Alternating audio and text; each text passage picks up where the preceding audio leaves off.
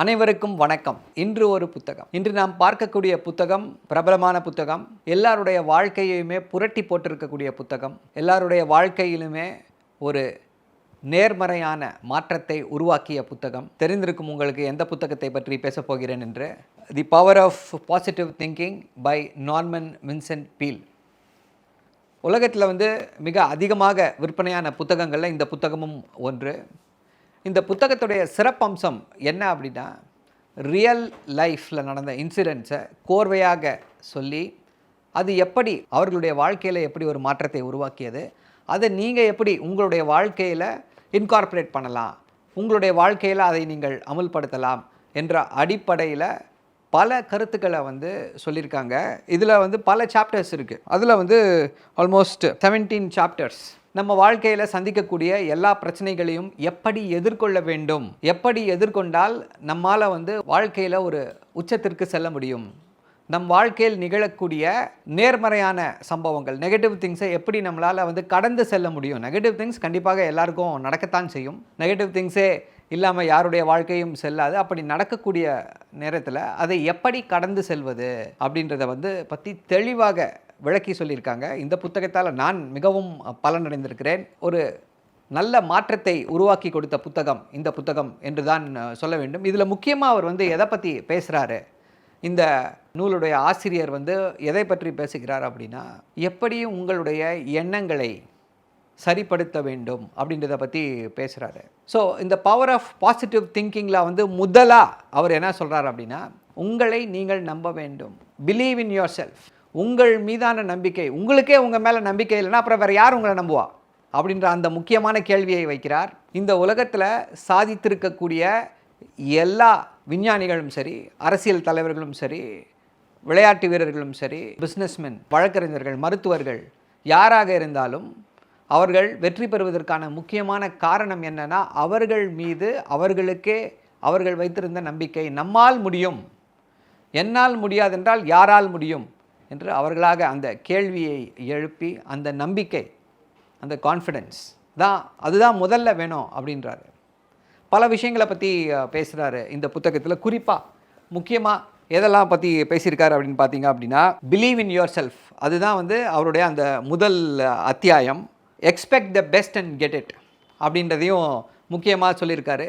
நான் எல்லாத்தையும் பற்றி பேசலாம். இந்த முக்கியமான கருத்துக்கள் அவர் என்ன சொல்லியிருக்காரு, expect the best and get it அப்படின்னும் பொழுது என்ன அப்படின்னா, பவர் ஆஃப் விஷுவலைசேஷன். நிறைய பேர் இதை நீங்கள் செய்து கொண்டிருப்பீர்கள். உங்களுக்கு வாழ்க்கையில் ஒரு விஷயம் தேவையாக இருக்கிறது அப்படின்னா, அந்த விஷயத்தை பற்றியோ ஒரு பொருளை பற்றியோ எதுவாக வேண்டுமானாலும் இருக்கட்டும், அதை பற்றி நீங்கள் சிந்தித்து பார்க்க வேண்டும், அதை பற்றி நீங்கள் எண்ணி பார்க்க வேண்டும், உருவகப்படுத்த வேண்டும், இமேஜின் பண்ணணும்.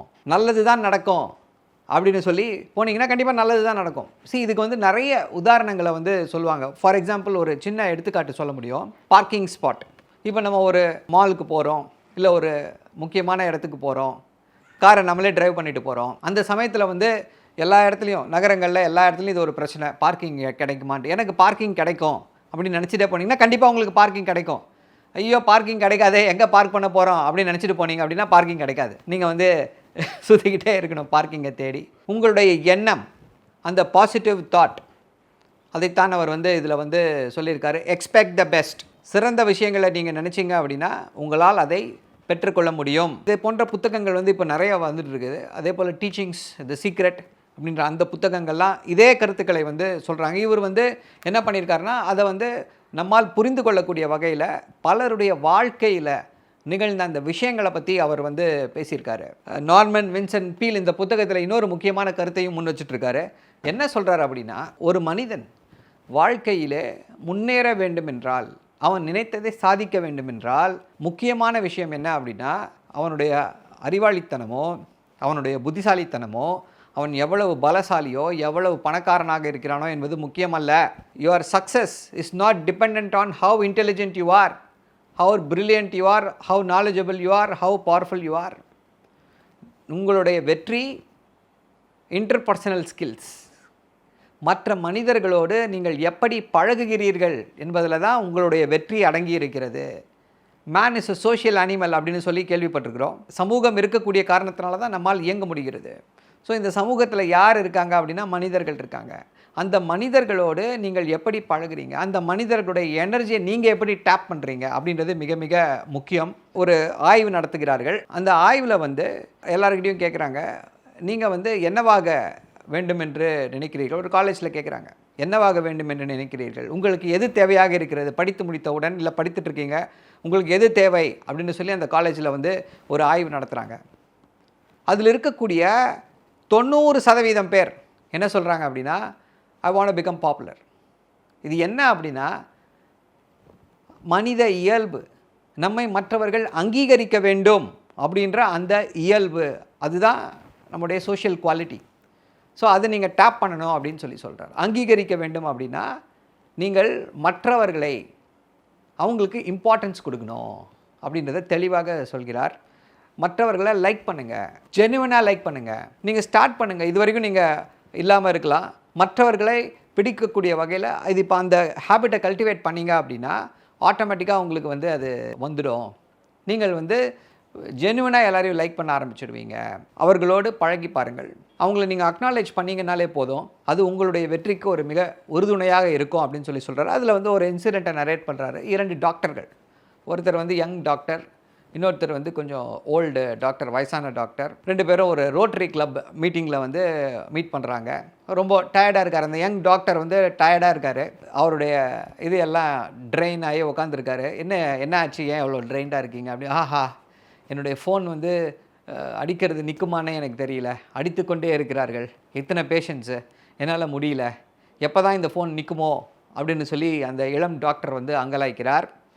அந்த முதிர்ந்த டாக்டர் என்ன சொல்கிறார் அப்படின்னா, தயவு செஞ்சு அப்படி சொல்லாதீங்க, நானும் உங்களை மாதிரி ஒரு இளம் டாக்டராக இருந்தேன், எல்லோரும் என்னை தேடி வந்தாங்க, இப்போ எனக்கு வயசாகிடுச்சு, என்னை யாருமே தேடுவதில்லை, நான் ஏன் பூமிக்கு பாரமாக இருக்கிறேனா என்ற எண்ணம் என்னை தாக்குகிறது அப்படின்னு சொல்லி, அதனால் நீங்கள் அப்படி யோசிக்காதீங்கன்றார். எதற்காக அவர் இந்த விஷயத்தை நரேட் பண்ணுறார் அப்படின்னா, மற்றவர்களுக்கு நாம் தேவைப்படுகிறோம், மற்றவர்கள் நம்மை தேடுகிறார்கள் என்னும் பொழுது தான் நமக்கு வந்து அந்த சக்தி வருகிறது.